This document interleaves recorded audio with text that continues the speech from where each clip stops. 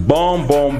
Atlético de Madrid, FC Barcelone. On va essayer de faire une vidéo d'avant-match rapidement. On va essayer de voir qui peut gagner ce match et on va voir l'impact que ça peut avoir. Dans tous les cas, ce match est très capital pour le classement en Liga. Le Real, ça serait peut-être logiquement champion. Girona, peut-être ça peut bousculer un peu. Mais Barcelone qui a 8 points du Real, ça reste compliqué. Déjà, on a vu un Atlético très décisif contre l'Inter de Milan. On a vu un Barcelone très décisif en Champions League contre le Napoli. Je pense que le match Barça-Atlético va être vraiment un match d'enjeu. Tu vois un Atlético qui produit du très bon football. Tu vois un Barça de l'autre côté qui essaye de revenir au top niveau, des Lewandowski qui sont décisifs. Le milieu de Gundogan qui essaye d'être très bon dans les grands matchs. Il n'y a rien à dire. Il est irréprochable. Mais il va vraiment falloir compter sur un bon Gundogan. C'est dire que le Barça, même avec les blessés comme Pedri, De Jong, ça se bat. Quand tu vois des joueurs comme Firmino Lopez, tu vois des joueurs comme Christensen qui jouent bien en 6. Barcelone, c'est un adversaire pas facile à battre. Donc Atlético Barça, ça serait vraiment ouvert. Le Barça peut s'imposer dans ce match, mais ça reste compliqué. Mon pronostic, honnêtement, je trouve que ça serait un match nul. Je sais pas ce que vous en pensez. Je pense pas que le Barça peut facilement gagner ce match. On a vu Bilbao le week-end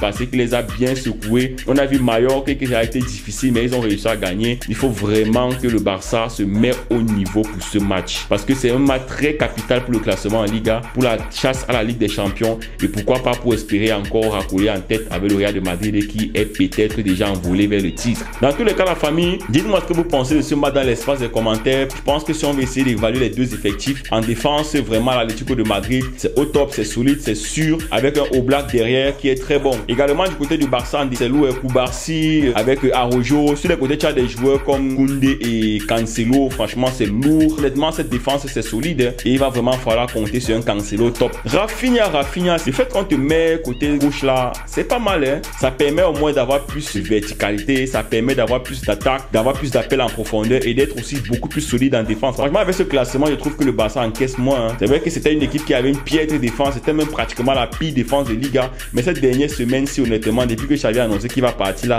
je pense que la petite formule qu'il a mis là, c'est intéressant. C'est une équipe très soudée et très solide. Ça défend vraiment bien et au milieu, ça bataille bien, hein. En attaque, c'est pas très ça, mais ça marque quand même des buts. L'ami Yamal, il va falloir compter sur toi. Tu dois être au top niveau. Lewandowski, toi là, on sait pas ce qu'on va dire avec toi. Tu marques des buts cette temps là, tu reviens quand même à un niveau acceptable. C'est vrai que c'est pas le Lewandowski prime, mais c'est un Lewandowski sur qui on peut compter vraiment pour battre l'Atlético de Madrid. Soyez vraiment prudent parce que l'Atlético de Madrid, ça ne va pas pardonner, ça ne va vraiment pas rigoler avec le Barça. Dans tous les cas, la famille, c'était une petite vidéo d'avant-match entre l'Atlético de Madrid et le FC Barcelone. Pour ma part, je pense que le Barça peut s'imposer 1-0 et je pense également que ça peut être un match nul, un but partout, ou bien voire 2-2 ou bien. Mais je pense qu'il n'y aura pas beaucoup de buts dans ce match quand tu vois le niveau des équipes actuellement et tu vois que ce sont des équipes qui ont beaucoup de difficultés à marquer et qui ont des défenses beaucoup plus soudées. C'est vrai que la défense du Barça c'est un peu fébrile comparé à la défense de l'Atlético de Madrid, mais je pense qu'avec le niveau de jeu que le Barça propose actuellement, ça serait difficile d'aller les battre. D'ici là, portez-vous bien, rendez-vous pour une prochaine vidéo. N'oubliez pas la famille, abonnez-vous car ça envoie un très bon signal à l'algorithme YouTube. On est ensemble.